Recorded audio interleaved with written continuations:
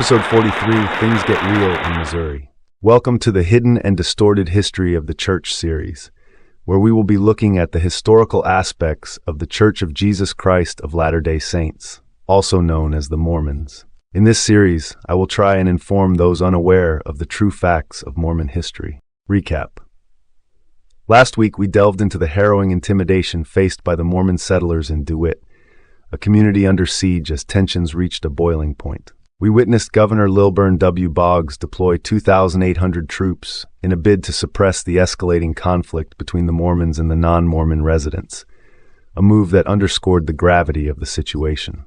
Joseph Smith found himself back in court, facing charges linked to his leadership of the Danites and his role in the violent Gallatin Election Day brawl on August 6, 1838, an event that epitomized the breakdown of order and trust. We also covered numerous violent clashes that ignited over the course of the preceding months, painting a stark picture of a community on the brink of full-scale war. This week, we discover how Mormon and non-Mormon settlers attacked the towns of Gallatin and Millport, along with other settlements. Part 1, The Mormon Attacks. October 18, 1838, marked a turning point in the escalating violence of the 1838 Mormon War, as Mormon forces launched coordinated attacks on the settlements of Gallatin, Millport, and other non-Mormon communities in Daviess County, Missouri. This was no defensive maneuver. It was an audacious campaign of aggression, driven by a desire to exert dominance over the region and retaliate against perceived injustices. What followed was a calculated show of force that left devastation in its wake. The Mormon militia, emboldened by fiery rhetoric from leaders like Joseph Smith and Sidney Rigdon, descended upon these settlements, driving terrified residents from their homes. Houses, barns, and stores were looted and set ablaze, leaving charred remnants as a stark warning to those who opposed them. This wasn't merely about survival, it was about control. By torching property and seizing goods, the Mormon forces sent a clear message to their adversaries. They intended to claim Daviess County as their own, regardless of who stood in their way. The non-Mormon settlers, already seething with resentment toward the Mormons' growing influence, viewed these attacks as confirmation of their worst fears. Many fled in terror, but not all were willing to abandon the fight. Local militias comprised of enraged and displaced Missourians vowed to respond with equal ferocity, pushing the conflict closer to all-out war. General Samuel D. Lucas, dispatched by the state to restore order, declared the Mormon forces to be the aggressors in this rapidly unraveling conflict. His observations would prove damning. The image of the Mormons as persecuted victims of mob violence, an image they had clung to since their expulsion from Jackson County, was irreparably shattered. Their actions in Daviess County made them appear as instigators of lawless chaos rather than innocent settlers seeking refuge. After nearly emptying Daviess County of its non-Mormon residents, the Mormon militia withdrew, retreating to their stronghold in far west. The once thriving settlements they left behind were now ghost towns, their residents displaced, their properties destroyed. But this retreat did not bring peace. Instead, it cemented the Mormons' reputation as a militant force willing to use violence to achieve their aims. For the state of Missouri, this was no longer a question of local disputes. It was a direct challenge to law and order. The Mormon raids didn't just devastate the settlers of Daviess County, they provoked a statewide response that would culminate in the infamous Missouri Executive Order 44, also known as the Extermination Order.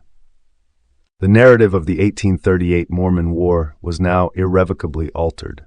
By trading their victimhood for aggression, the Mormons escalated a simmering conflict into a full-blown military confrontation, with consequences that would haunt them for years to come. Part 2. Martian Hyde Turn on the Church. Captain Samuel Bogart, a notorious leader in the Missouri militia, launched a series of operations targeting Mormon settlements in Ray and Caldwell counties on October 24, 1838. Known for his relentless hostility, Bogart captured 2 Mormon spies who were allegedly monitoring his militia's movements. He threatened to execute them, escalating an already volatile situation. While Bogart has been vilified in some accounts, it's important to recognize the actions of Mormon groups like the Danites, whose raids, arson, and threats against dissenters and non-Mormons stoked the flames of conflict. That same day, two prominent Mormon apostles, Thomas B. Marsh and Orson Hyde, defected from the church and signed damning affidavits in Ray County. Their sworn statements pulled back the curtain on the inner workings of Mormonism at its most dangerous. Marsh, in particular, did not hold back in his testimony, exposing the violent and authoritarian nature of Joseph Smith's leadership. This burning was to be done secretly by going as incendiaries. At the same meeting, I was informed they passed a decree that no Mormon dissenter should leave Caldwell County alive, and that such as attempted to do it should be shot down and sent to tell their tale in eternity. In a conversation between Doc Avard and other Mormons, said Avard proposed to start a pestilence among the Gentiles, as he called them, by poisoning their corn, fruit, and saying it was the work of the Lord. And said Avard advocated lying for the support of their religion, and said it was no harm to lie for the Lord. The plan of said Smith the prophet is to take the state, and he professes to his people to intend taking the U.S. and ultimately the whole world. This is the belief of the church, and my own opinion of the prophet's plans and intentions. It is my opinion that neither said Joseph Smith, the prophet, nor any one of the principal men who is firm in the faith could be indicted for any offense in the county of Caldwell. The prophet inculcates the notion, and it is believed by every true Mormon, that Smith's prophecies are superior to the law of the land. I have heard the prophet say that he should yet tread down his enemies and walk over their dead bodies, that if he was not let alone, he would be a second Mahomet to the generations, and that he would make it one gore of blood from the Rocky Mountains to the Atlantic Ocean. Marsh's affidavit painted an alarming picture of Joseph Smith as a leader with grandiose, violent ambitions, using religion as a shield for lawlessness and tyranny. Not only did non-Mormons have reason to fear, but even Mormon dissenters found themselves under threat of death should they try to leave Caldwell County. In the face of such testimony, can we truly blame Governor Boggs for issuing the extermination order? Marsh and Hyde's sworn accounts exposed Smith's rhetoric and the Danites' actions for what they were: organized violence, masquerading as divine will. Unsurprisingly, the LDS Church has tried to spin this event to salvage Smith's reputation. Their official narrative condemns Marsh and Hyde as traitors, portraying them as morally weak for exposing the truth. The Church states, tragically, two members of the Quorum of the 12 Apostles, Thomas B. Marsh and Orson Hyde, deserted the cause of the Church on the 18th of October and joined with the enemy at Richmond. Marsh swore out an affidavit, which was also mostly endorsed by Hyde, stating that the prophet inculcates the notion, and it is believed by every true Mormon, that Smith's prophecies are superior to the laws of the land. I have heard the prophet say that he would yet tread down his enemies and walk over their dead bodies, and if he was not let alone, he would be a second Muhammad to this generation. This statement further justified the actions of the anti-Mormons in their own minds. Joseph Smith himself took the betrayal personally, lashing out at Marsh with harsh accusations. Thomas B. Marsh had been lifted up in pride by his exaltation to office and the revelations of heaven concerning him, until he was ready to be overthrown by the first adverse wind that should cross his track. And now he has fallen, lied and sworn falsely, and is ready to take the lives of his best friends. Let all men take warning by him, and learn that he who exalteth himself God will abase. The Church's response underscores their refusal to acknowledge the legitimacy of Marsh's claims. Instead of addressing the violent actions Marsh exposed, they doubled down on discrediting him. Marsh was excommunicated, while Orson Hyde, though spared excommunication, was stripped of his leadership role and eventually forced into public repentance. This entire episode highlights the duality of the Mormon leadership. Publicly, they cried persecution. Privately, they sanctioned violence, intimidation, and even plans for murder, all under the guise of divine authority. Marsh and Hyde's testimonies obliterate any illusions of moral superiority, revealing a movement willing to wield terror and manipulation in its pursuit of power. Part 3. The Battle of Crooked River and Hauns Mill. On October 24, 1838, Mormon spies operating under Samuel Bogart reportedly fell into the hands of a Missouri militia group patrolling the area to curtail Mormon activity.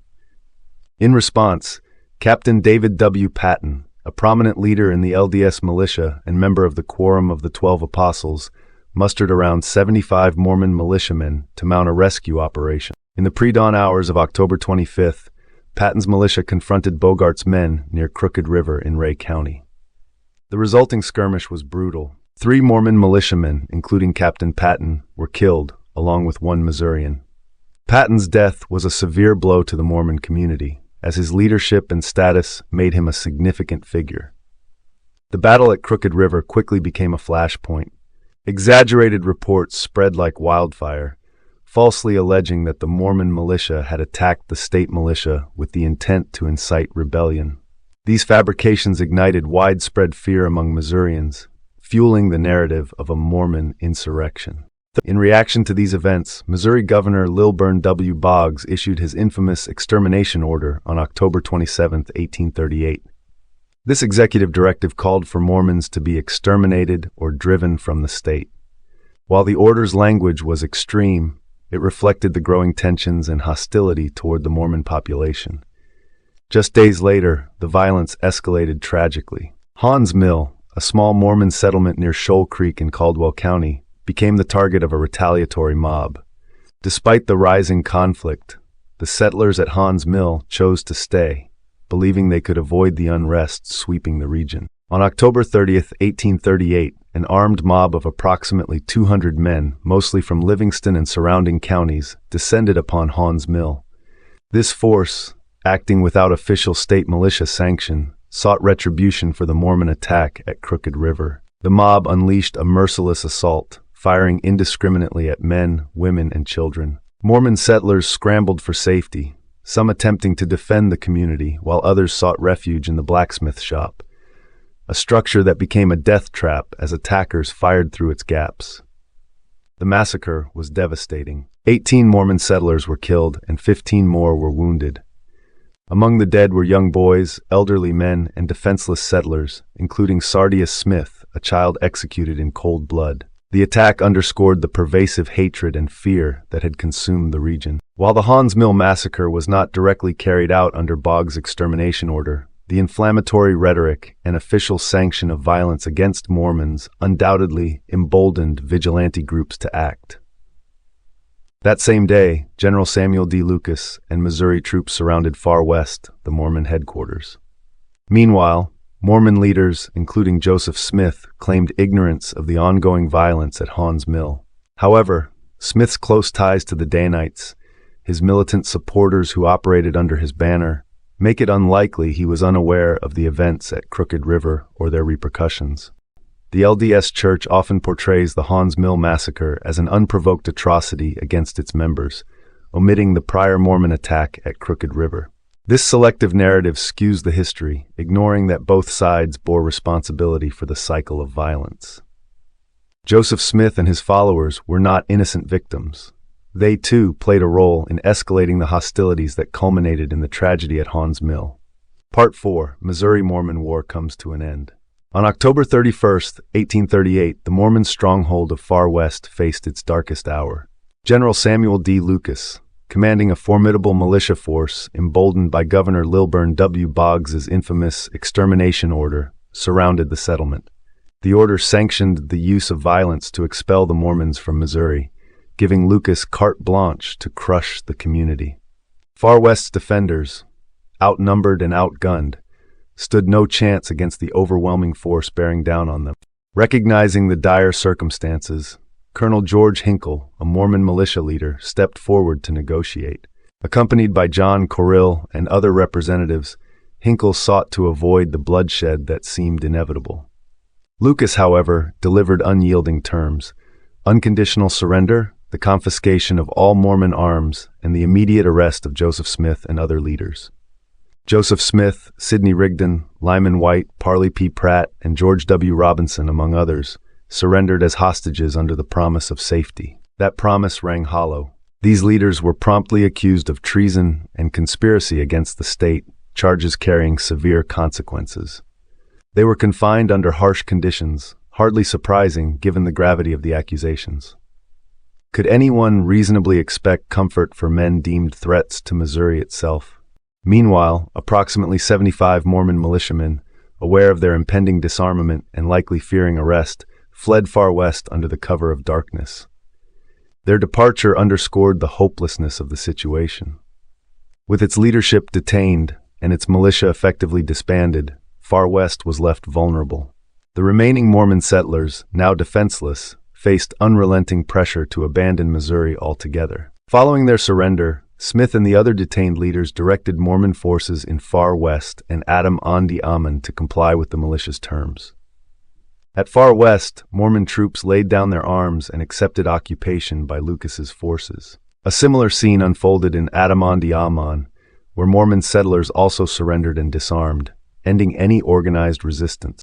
Joseph Smith and Sidney Rigdon were subsequently accused of treason and subjected to further indignities.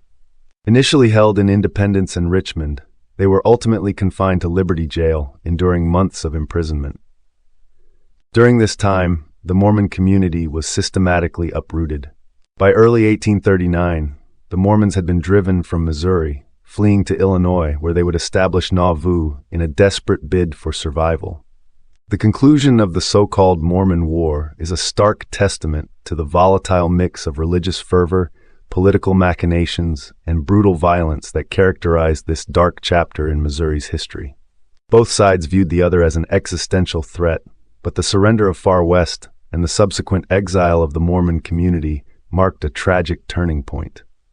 It was a moment of profound humiliation for the Saints, a devastating blow that would resonate for years to come.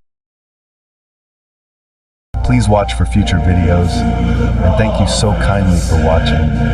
This is the Ex-Mormon Informant signing off for the day.